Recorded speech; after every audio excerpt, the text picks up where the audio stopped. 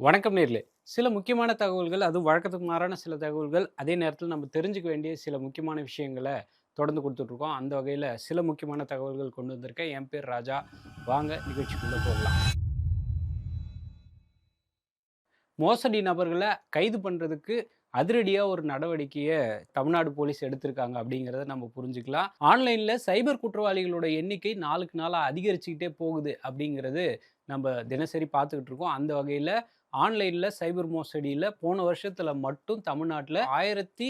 1897 கோடி அளவுக்கு பண இழப்பு ஏற்பட்டிருக்கு அப்படிங்கிற ஒரு அதிர்ச்சிகரமான நம்பர் கிடைச்சிருக்கு. தமிழ்நாடு போலீஸ் வந்து என்ன பண்ணியிருக்காங்க அப்படின்னா, உங்களுக்கு தொடர்பே இல்லாத வேற ஒரு நபருடைய டிரான்சாக்ஷன நீங்க பண்றீங்க அப்படிங்கிற இந்த பேங்க் அக்கவுண்ட்ஸ்க்கு பேர்லாம் மணி மியூல் அப்படின்னு சொல்லுவாங்க. இந்த மணி மியூல் அப்படிங்கிற இந்த வசதி மூலமா ஃபோர்ஜரியா எப்படி சட்டவிரோதமான பணமெல்லாம் எப்படி புழங்குது அப்படிங்கிறது தான் பொதுமக்களுக்கு இது ஒரு பெரிய பிரச்சனையா இருந்தது அப்படிங்கிறதுனால காவல்துறை தன்னுடைய நடவடிக்கை எடுத்திருக்கு அப்படிங்கிறத நம்ம புரிஞ்சுக்கலாம். இந்த வங்கிகள்ல திருட்டு, அப்புறம் மோசடி, ஆன்லைன்ல சீட்டிங் பண்ணி எடுத்த காசு, இந்த மாதிரியான காசுகள் எல்லாம் சேர்த்து மெயின்டெயின் பண்றத போலீஸ்காரங்க கரெக்ட்டா கண்டுபிடிச்சு, இது மாநிலம் ஃபுல்லா யார் யார் இந்த மாரி இருக்காங்க அப்படிங்கிறத உடனடியா ரெய்ட் பண்ணுங்க அப்படின்னு சொல்லி காவல்துறை தரப்புலேருந்து, டிஜிபி தரப்புலேருந்து ஒரு உத்தரவு குடுக்கப்பட்டிருக்கு அப்படிங்கிறது தான் நம்ம புரிஞ்சுக்கணும்.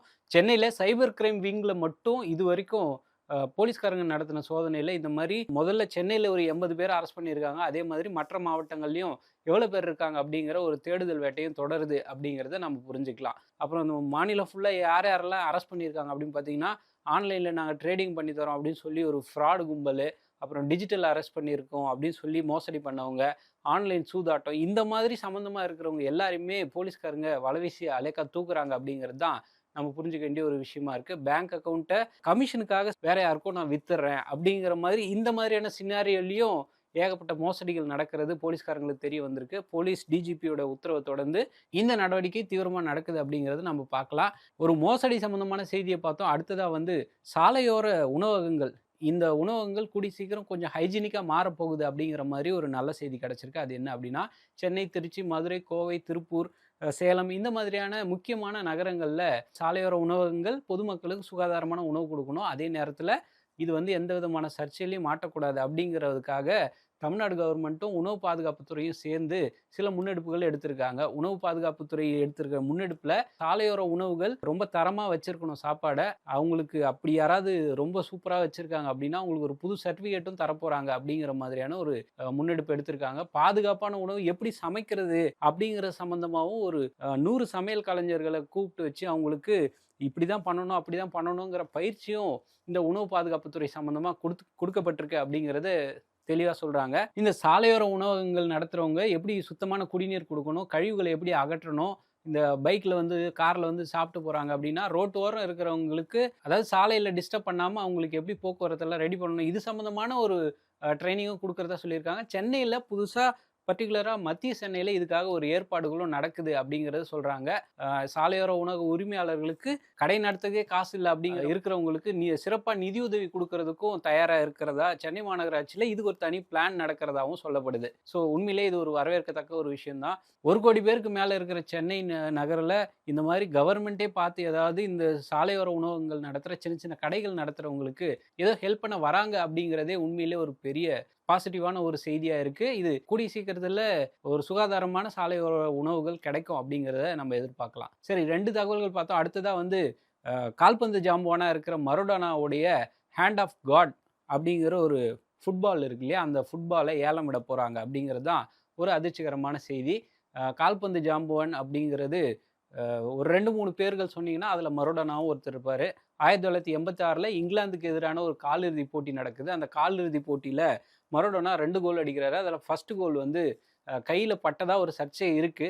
அதனால அந்த கோலுக்கு வந்து ஹேண்ட் ஆஃப் காட் அப்படிங்கிற ஒரு பேர் வந்துச்சு. டெக்சாஸ்ல இது சம்மந்தமா ஒரு ஏலம் விட போறாங்க. அந்த பர்ட்டிகுலர் பால் கோல் அடிச்ச அந்த பால் வந்து டெக்சாஸ்ல ஒரு ஏலம் விட போறாங்க. இதனோட ஆரம்ப கட்ட விலையே ரொம்ப தல சுத்த வைக்கிற மாரி இருக்கு. ஸ்டார்ட்டிங் ஃப்ரம் 23 குரோர்ஸ் 23 கோடி ரூபாய் அளவுக்கு இந்திய ரூபாயில மதிப்பு வச்சிருக்காங்க அப்படிங்கிறத நாம பார்க்கலாம். 95 கோடி ரூபாய் வரைக்கும் இந்த ஏலம் போகுறதுக்கு வாய்ப்பு இருக்கு அப்படிங்கிறது பொதுமக்கள் எதிர்பார்க்குற ஒரு விஷயமா இருக்கு. மரோடோனா ஏற்கனவே போட்டிருந்த அந்த ஜெர்சி வந்து முன்னாடி நடந்த ஏலங்கள்ல ரூ. 88,00,00,000 வரைக்கும் ஏலம் போயிடுச்சு அப்படிங்கிறத நம்ம புரிஞ்சுக்கலாம். அந்த ரூ. 88,00,00,000 இது பீட் பண்ணுமா அப்படிங்கிற ஒரு எதிர்பார்ப்பும் இருக்கு அப்படிங்கிறத நம்ம புரிஞ்சுக்கலாம். 3 முக்கியமான தகவல்கள் பார்த்தோம். அடுத்ததா வந்து கிரீன் பூட்ஸ் அப்படின்னு ஒரு பேர் இருக்கு. இந்த கிரீன் பூட்ஸ் வந்து யாருக்கு ரொம்ப பரிச்சயமா இருக்கும் அப்படின்னா, எவரெஸ்ட் சிகரத்துக்கு போறதுக்கு ஒரு கும்பல் வந்து எப்பவுமே வருஷா வருஷம் இங்கேருந்து ஹைக்கிங் போவாங்க. அப்படி அந்த மலையேற்ற பயிற்சிக்கு போகும்போது 8500 மீட்டர் உயரத்துல பாறைகளுக்கு இடுக்குல நெறைய பேருடைய உடல்கள் கிடக்கிறதா ஒரு தகவல் இருக்குது. அதுல மலை ஏறுறோம் அப்படின்னா, ஒரு பாதி அளவுக்கு மேல வந்து இதுதான் வந்து நம்ம பாதி அளவு எட்டிட்டோம் அப்படிங்கிற மாதிரி சொல்ற ஒரு மைல்கல் மாதிரி இந்த பூட்ஸ் நிகழ்வு நடந்திருக்கு. 1996ல டோர்ஜே மோரப் அப்படிங்கிற ஒரு ஐடிபிபி இந்த மலையேற்ற வீரர்கள், அப்புறம் வந்து இந்த பாதுகாப்பு வீரர்கள்ல ஒருத்தர் வந்து அங்க போய் இறந்துட்டதா சொல்லப்படுது. 1996க்கு பிறகு அந்த பர்ட்டிகுலர் நபர் வந்து இதுக்கப்புறம் வெளி உலகத்துக்கே வரல அப்படின்னு சொல்லப்படுது. இப்போ அவர் போட்டிருந்த அந்த பூட்ஸ் தான் கிரீன் கலர் பூட்ஸா அப்படிங்கிற மாதிரியும் ஒரு கான்ட்ரோவர்சி இருக்கு. இந்த 8500 மீட்டர் உயரத்துல டெத் ஜோன்னு சொல்லுவாங்க. இந்த டெத் ஜோன்ல 1996ல ஒரு நபர் பனிப்புயல்லயோ, இல்ல பனியிலயோ சிக்கி இதுவரைக்கும் அந்த உடல் அழுகாம இருக்குது. அதே நேரத்துல அது வந்து உறைஞ்சு போய் கிடக்குது. ஆனா, அந்த உடல எடுக்கிறது ரொம்ப ஒரு பெரிய சவாலான விஷயம் அப்படின்னு சொல்றாங்க. ஏன்னா, அங்க -40° குளிர் இருக்கும். அதே மாதிரி 300 டெட் பாடிஸ் கிட்ட அங்க இருக்கும் அப்படின்ற ஒரு அச்சமும் இருக்கு. அவரு வந்து ஐடிபிபி இந்தோ திபெத் எல்லையோர காவல் படை இப்படின்னு சொல்லுவாங்க இல்லையா? இந்த ஐடிபிபி வந்து இவரா தான் இருக்கும் அப்படிங்கிற மாரி ஒரு யூகம் சொல்லியிருக்காங்க. அதிக உயரம் இருக்கு அப்படிங்கிறதுனால, இந்த மீட்பு பணிகள் ரொம்ப சிக்கலா இருக்கு.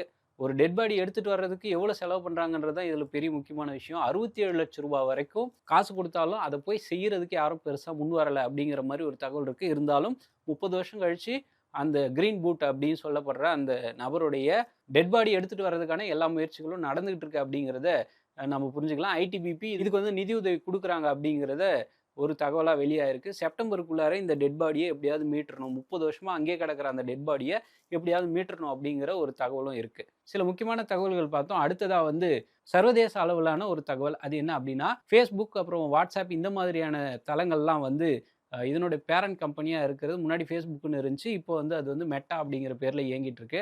அமெரிக்காவோட நியூ மெக்சிகோ அப்படிங்கிற ஒரு மாகாணத்துல நீதிமன்ற நீதிபதி வந்து ஒரு தீர்ப்பு குடுக்குறாரு. நீங்க வந்து இளைஞர்களுக்கு வந்து குட்டி பசங்களுக்கும், இளைஞர்களுக்கும் உங்களோட சர்வீசஸ்னால இளைஞர்களுக்கு ஒரு சில பாதிப்புகள் மன ரீதியா ஏற்பட்டிருக்கு. அதுக்காக நீங்க வந்து ஒரு பெரிய தொகை ஃபைனா குடுத்து தான் ஆகணும் அப்படின்னு சொல்லி அதிரடி தீர்ப்பு குடுத்துருக்காங்க. ரூ. 4,750,00,00,000 இந்த மெட்டாவுக்கு ஃபைனா போடப்பட்டிருக்கு. நீங்க கேட்டது கரெக்ட் தான். 4,750,00,00,000 ஃபைன் போட்டிருக்காங்க. மனநலம் சார்ந்த சிகிச்சைகள் குடுக்கணும்.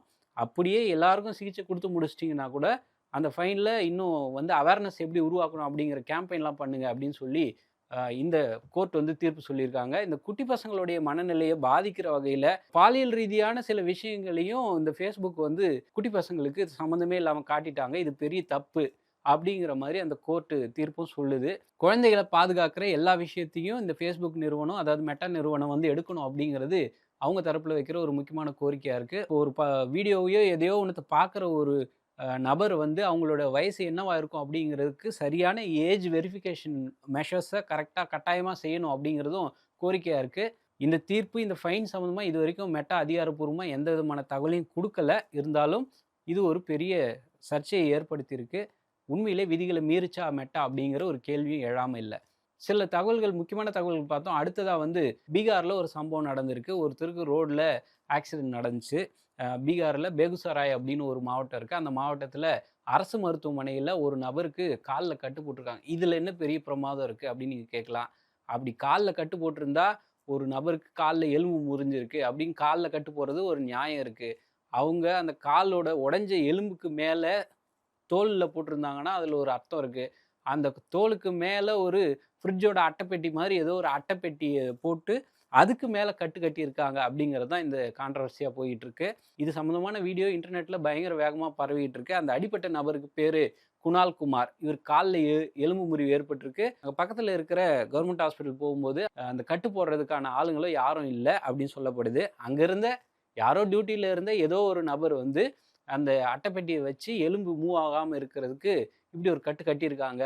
இது ஒரு நியாயம் தானே! அப்படின்னும் ஒரு தரப்பு அதுக்கு வந்து பதில் சொல்றாங்க. ஆக்சிடென்ட் ஆயி ஒரு கவர்மெண்ட் ஹாஸ்பிட்டலுக்கு வந்தப்போ ஒரு டாக்டர் டியூட்டில இருந்திருக்கணும்ல.